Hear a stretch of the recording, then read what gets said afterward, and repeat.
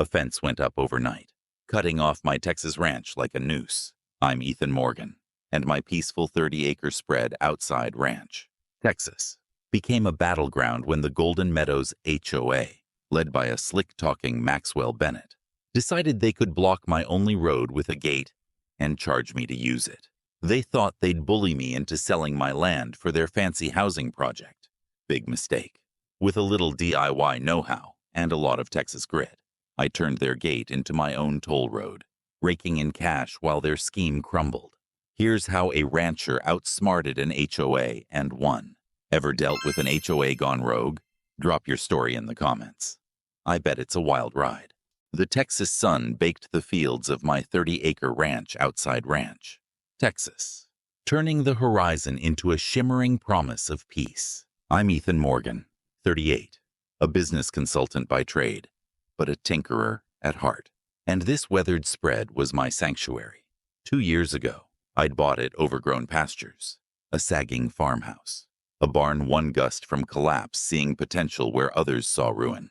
With my hands and a knack for electronics, I'd transformed it. Solar-powered chicken coops, a smart irrigation system for my vegetable garden, even sensors texting me when my goats were ready to kid. Neighbors bought my eggs. Kids camped in my fields, and life was good. The only road to my ranch, a dusty ribbon carved decades ago, cut through a corner of land managed by the Golden Meadows HOA, a half-mile cluster of manicured lawns and matching mailboxes. My deed came with a recorded easement, a legal guarantee of access, no matter who owned the surrounding dirt. For 2 years, it worked fine. Frank and Eleanor Hamilton, an elderly couple next door, swapped stories and pies for my eggs. Other neighbors waved as they passed. Then, one Tuesday, a certified letter landed in my mailbox, its crisp envelope a stark contrast to the hay stuck to my boots. I'd just finished rigging an automated goat feeder. Grease smudged on my face when I tore it open. The letter from the HOA announced an urgent meeting about illegal road usage and security enhancements. The jargon was vague, like a politician dodging a question, but it prickled my spine. My easement was ironclad filed with the county, clear as day. Why was my road suddenly a problem? I decided to attend, if only to clear up the confusion. That decision dropped me into a fight I never saw coming. Thursday evening, a spring thunderstorm pounded my truck as I drove to the Golden Meadows Community Center. Rain sluiced off my windshield, mocking the irony. The road I was driving, my legal right, was up for debate.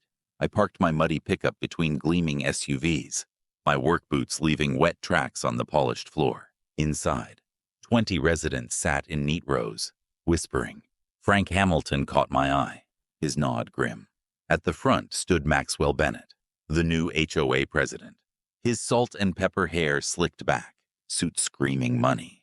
His smile was all teeth, like a coyote sizing up prey. Beside him, Patricia Lawson, the HOA manager, clutched a tablet, her scowl sharp enough to cut glass. Maxwell breezed through pool renovations and barbecue plans before landing on the ranch road situation. His casual tone, as if my life was just another checkbox, made my fists clench. As you know, he said, adjusting a silk tie, we're developing Golden Meadows Estates luxury homes to boost property values by 30%. A projector flashed renderings of mansions with pools, but we face an obstacle, the unsightly ranch causing unwanted traffic. My ranch. He said it like it was a landfill, not a working farm feeding families. I stood, chair scraping, heat rising in my chest. I'm Ethan Morgan, that ranch's owner, I said, voice steady despite my anger. I have a legal easement for that road, filed since '72. You can't block it. The room went still.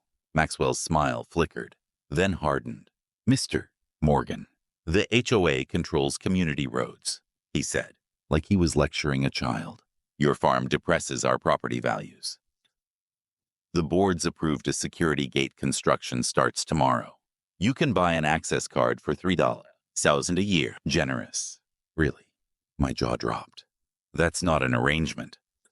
I shot back. It's a recorded right. My farm was here before your houses. You can't vote away a legal easement. Maxwell waved me off, eyes cold. Times change. Apply for your card to avoid inconvenience. He moved on, dismissing me. The meeting ended, and I stood in the rain-soaked lot, fury boiling. Frank approached, whispering, "Maxwell's pushing you to sell for his development deal. This gate's just the start." Driving home, my headlights cut through the dark, but my mind churned. Maxwell wasn't just greedy. He was calculated, banking on his money and connections to bury me. My ranch, my dream, was under siege, and I was one man against an HOA machine. How do you outsmart a bully with a suit and a gate? If Ethan's fights got you hooked, smash that like button to fuel this Texas showdown. The dawn broke over my ranch, Texas, spread with a deceptively calm glow, the kind that makes you think the world's still right. My 30-acre ranch hummed with routine chickens clucking in their solar-powered coop, sprinklers hissing on my vegetable patch, goats bleating for breakfast. But my gut churned from the HOA meeting 2 nights ago. Maxwell Bennett, the slick HOA president, had declared war on my ranch, calling it an eyesore and announcing a gate to block my road, my legal right-of-way, forcing me to pay $3,000 a year to access my own land. His smug dismissal of my easement burned in my mind. I was tinkering with a sensor for my goat feeder, trying to shake the dread, when a grinding roar shattered the morning. The unmistakable beep-beep-beep of construction vehicles sent me bolting outside, one boot half on. From my porch, I stared, dumbstruck, as a yellow excavator clawed at the earth along my access road. Workers in hard hats poured concrete, and an 8-foot metal fence rose like a prison wall, crowned by an electronic gate with cameras and an intercom. Orange flags marked the line, slicing my lifeline to the world. They weren't wasting time. I sprinted down the driveway, fury outpacing my thoughts. "Stop," I shouted, waving at a worker hauling rebar. "This is my road. You can't block it." The guy shrugged, avoiding my eyes. "Just following orders, sir." "Talk to the HOA," I demanded the foreman, but they pointed me to a clipboard nobody could find. My hands balled into fists, the urge to rip the stakes out nearly overwhelming. Then a white SUV rolled up, and out stepped Maxwell, suit pristine despite the dust, with Patricia Lawson trailing, her scowl as sharp as her tablet. Maxwell waved a paper he called a permit, keeping it just out of reach. "This is HOA property, Mr. Morgan," he said, voice dripping with satisfaction. "You'll need an access card, $3,000 annually. Patricia can process it, though approval takes 5 to 7 days." He smirked, enjoying the jab. Patricia handed me a temporary card, her tone icy. 7 days. Pay the fee or lose access. I snatched it, shaking. "This is illegal," I growled. "I have an easement, recorded since '72. You can't do this." Maxwell's smile didn't budge. "I'd avoid disrupting a legal project. Mr. Morgan, we have permits. Don't make me call the sheriff." He turned to his SUV, leaving Patricia to glare. "No monthly payments," she snapped, then followed him. I swiped the card to open the gate, the hum of its motor a gut punch. Driving through felt like surrender. My own land now a toll road under their thumb. Humiliation burned hotter than the Texas sun. I floored it to the county registry office. A 30-minute drive to Ranch's courthouse. The registrar, a kind woman with glasses on a chain, pulled my easement file. "Clear as day," she said, handing me a certified copy. "Perpetual access. Filed in '72. Odd. They'd challenge it." The paper felt like armor, but I needed a plan. Next stop, Olivia Nguyen's law office. My old college friend, turned real estate attorney. Her desk was a fortress of law books, her laptop glowing with research. Olivia scanned the easement, nodding. "It's binding. Ethan, they can't block you legally. It runs with the land." Her voice turned grim. "But an injunction could take weeks. They're banking on delaying you." She leaned forward. "Document everything, photos, conversations. If they lock you in, call the sheriff for illegal imprisonment." I nodded, but a new idea sparked as I drove home. The gate's placement looked off, too close to my fence. I grabbed my property survey, tracing the boundary line. Sure enough, the gate's mechanism and a fence post jutted 3 feet onto my land, a surveying slip-up. Back at the ranch, I walked the line. Stakes confirming my hunch. 3 feet of their gate was mine. My DIY brain kicked into gear. If they could charge for my road, why couldn't I charge for my land? Maxwell thought he'd caged me, but he'd handed me a key. I called Olivia, who confirmed. If it's on your property, it's your structure to control. Get a survey to be sure. The game had just changed. The Texas dusk settled over my 30-acre ranch in Ranch, Texas, painting the fields in hues of amber and shadow. My blood still simmered from Maxwell Bennett's stunt erecting an 8-foot gate to choke my only road, demanding $3,000 a year to access my own land, despite my legal easement. But their mistake was bigger than they knew. Their gate encroached 3 feet onto my property, a surveying error I'd confirmed with my deed, and a walk along the boundary. That sliver of land was my leverage, and I wasn't about to let it go to waste. I called Ryan Cooper, a no-nonsense contractor who'd helped renovate my barn, over coffee at my kitchen table. Maps spread wide. I laid out my plan, a toll booth, right on my land, next to their gate. If they can charge me, I said, I'll charge them. Ryan grinned, chewing a toothpick. They'll lose their minds. He confirmed the survey 3 feet of their gate was mine. Build fast, he warned. Maxwell's not the type to sit still. My DIY skills, honed since childhood on electronics and farm hacks, were about to turn this fight upside down. We moved like a crew on a deadline. Friday night, I hit hardware stores, snagging lumber, steel, and wiring. A buddy in electrical work owed me a favor, and Ryan brought 2 trusted workers. By Saturday evening, under floodlights, we broke ground on my property, right where the HOA's fence crossed my line. The hum of power tools drowned out the crickets, and I kept one eye on the road, half expecting Maxwell's SUV to screech up. It didn't. Maybe he thought his gate had already won. We built a sturdy toll booth, compact, professional, with a covered operator area and a lifting arm barrier. I wired in a payment terminal, cameras, and a solar panel with battery backup, programming the arm to lift after a $20 payment or $100 monthly pass. Signs, rushed by a local printer with his own HOA grudges. Read, private toll road, 20 crossing, 100 monthly pass.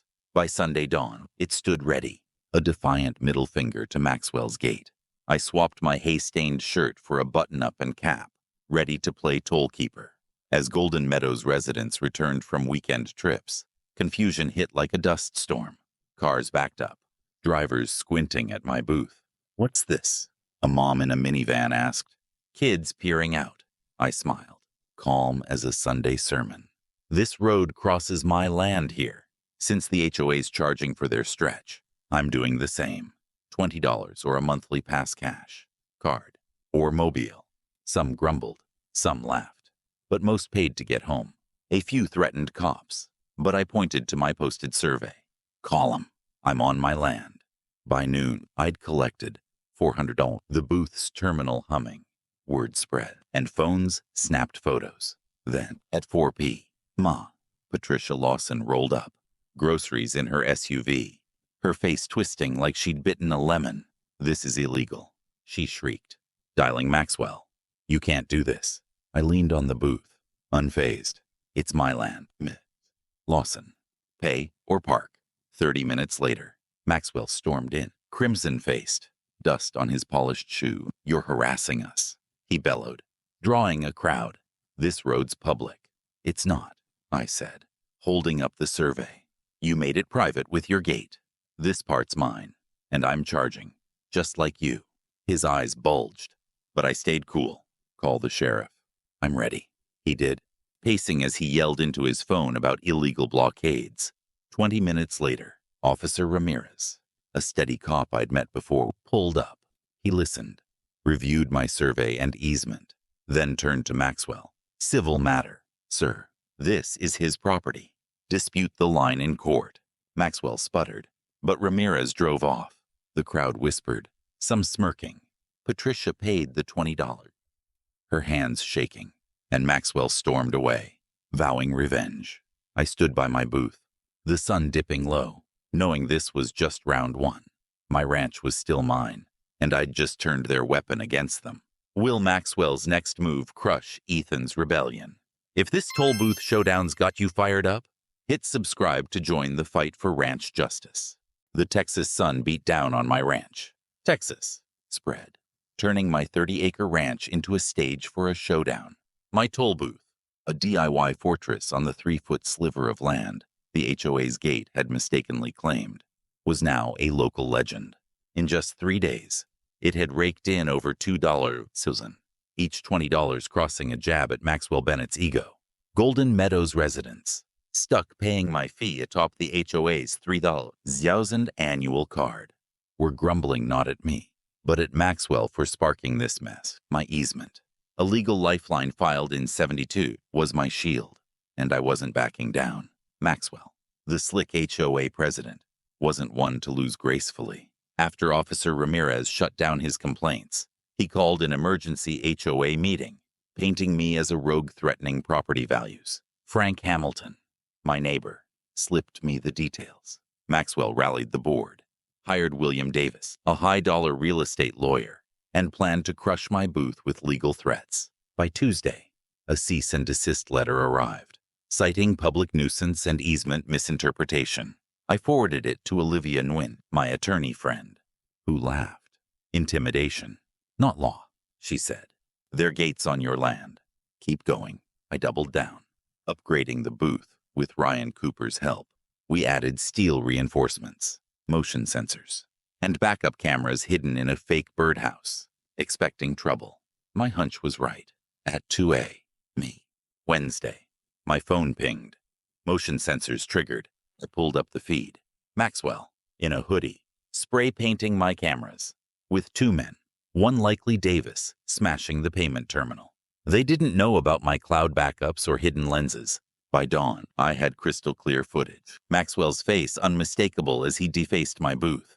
I called the sheriff, filing charges for vandalism and trespassing, and sent the video to Olivia. Ryan and I rebuilt the booth in hours, stronger, with a new sign.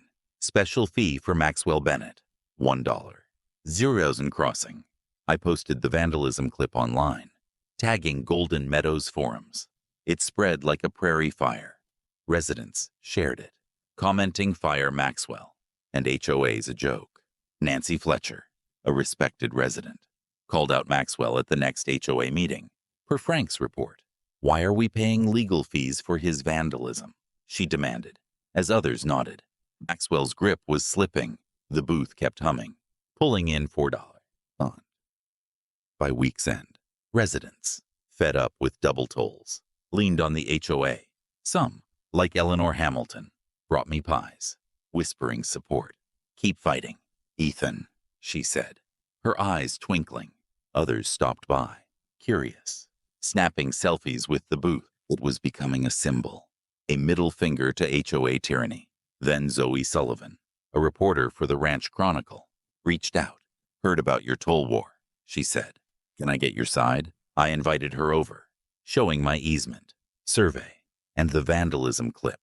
"I didn't start this," I told her. "I just want my road. If they charge, so do I." Zoe's article hit Sunday, headlined, "Ranch Toll War. Rancher versus HOA Greed." It detailed Maxwell's gate, my legal rights, and his vandalism, with screenshots of the footage. It went viral, shared across Texas and beyond, sparking toll war hashtags. Comments poured in, "Go, Ethan," and "HOAs are scams." Local TV picked it up, and my booth became a tourist stop. Drivers honking in support. The pressure was on Maxwell, but he didn't fold. Instead, he got dirtier. The HOA cut power to my booth's area, but my solar panels kept it running. They sent a county inspector, claiming code violations. But Ryan's work was airtight. Then a new letter from Davis arrived, threatening a $10 lawsuit for economic interference. Olivia scoffed. "They're desperate. Your booth's legal. It's your land." She dug deeper, uncovering a gold mine. Public records tying Maxwell to Platinum Ridge Developments, the company behind Golden Meadows Estates. He wasn't just HOA president. He was pocketing commissions to clear my land for their project, a conflict he'd hidden from the board. I found more, a leaked email from Maxwell to a board member, admitting his plan to force Morgan out by making access impossible. Banking on my selling cheap. Property values will soar 30%, he wrote, worth a little resident inconvenience. Olivia confirmed he'd also fudged the gate's permit, misstating its location to dodge easement flags. Each piece vandalism video. Email. Financial ties was a nail in his coffin. I wasn't just fighting for my road anymore. I was exposing a con man. Neighbors rallied. George Miller, a longtime resident, shared old HOA minutes showing Maxwell's pattern of secrecy. Nancy organized a petition to oust him. The booth, now pulling in $7,000, was more than cash. It was power. Residents paid, but their anger turned on Maxwell, not me. Zoe's next article loomed, promising to name his Platinum Ridge deal. Maxwell was cornered, and I knew he'd lash out. My cameras were on, my documents ready. The Texas plains stretched quiet around my ranch, but a storm was brewing, and I was holding the lightning. If this ranch rebellion's got your blood pumping, hit subscribe to ride with Ethan's fight. The Texas dawn glowed soft over my 30-acre ranch in Ranch, Texas. The fields alive with the hum of a new beginning. My toll booth, a defiant stand against Maxwell Bennett's HOA tyranny, had turned the tide. Its $15 on haul was pocket change compared to the real victory, exposing Maxwell's greed. His vandalism of my booth, caught on hidden cameras, alongside leaked emails and proof of his Platinum Ridge Development's commissions, had gone viral. Thanks to Zoe Sullivan's Ranch Chronicle expose, Golden Meadows residents, led by Nancy Fletcher, were done with his lies, and I was ready to deliver the final blow. I invited Maxwell to a peace negotiation at Olivia Nguyen's law office, knowing his arrogance would blind him. He arrived late, with lawyer William Davis, both in suits that screamed money. I offered a deal. Dismantle my booth if the HOA removed their gate, and guaranteed my easement in writing. Maxwell scoffed, leaning forward. We'll bankrupt you in court, he sneered, boasting how he'd manipulated the board. This development's happening. Morgan, sell now or lose everything. Unbeknownst to him, the room was wired. Texas law allowed recording with one party's consent, and a discreet sign warned of it. His words were mine. The next day, I unleashed everything. The vandalism video, Maxwell's emails plotting to force me out, proof of his Platinum Ridge kickbacks, and the recorded meeting. I posted it online, emailed every resident, and sent it to Zoe. Her follow-up article, HOA Scandal, President's Greed Exposed, hit like a thunderclap. Picked up by Austin News and national blogs. Toll war trended, with comments cheering Ethan's a legend. Residents swarmed an emergency HOA meeting, shouting down Maxwell. Nancy, now interim president, moved to fire him. The board voted unanimously, and Patricia Lawson slunk away, her scowl gone. The new HOA, with George Miller's steady hand, acted fast. They tore down the gate, signed a binding agreement affirming my 1972 easement, and paid for my booth's damages and legal fees. Platinum Ridge bailed on Golden Meadows estates. Stung by the scandal, the land was sold to a conservation trust, preserving its rolling plains. Maxwell faced vandalism charges, settling with community service and restitution. His defamation lawsuit against me flopped. My evidence was ironclad.